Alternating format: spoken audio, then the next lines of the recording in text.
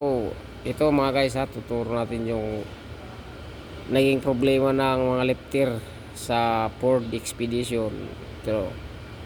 Ito, ang ganda ng ikot. Ganda, di ba? Ito maganda rin ang ikot. Ito mas gumanda rin ng ikot. Ito maganda rin ng ikot. Ito maganda rin ng ikot. Ito magandang ikot. Ito hindi na umiikot. Yan ang stock up na bumigay doon sa kasama niya sa lifter. Ayan o. Ito may ikot, hindi na. Yan silang lahat, magkakasama lang yan doon sa isang head. Ngayon dito nag-umpisa, tumukod at lumusot, nabasag yung piston. Diyan yung naging dahilan niya.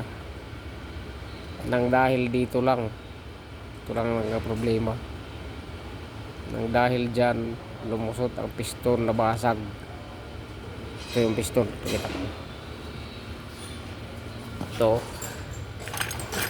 Ito mga guys, nabasag siya, lumusot, di ba?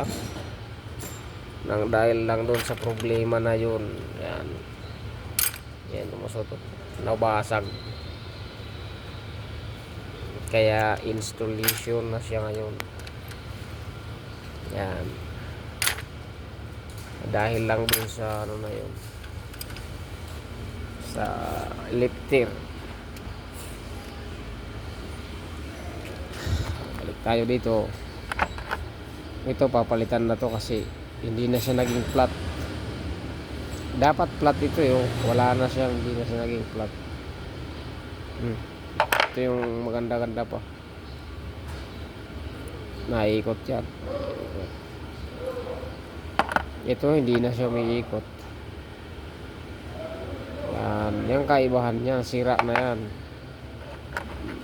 Nag-stack up ang piston, nabasag, lumusot, nawasak.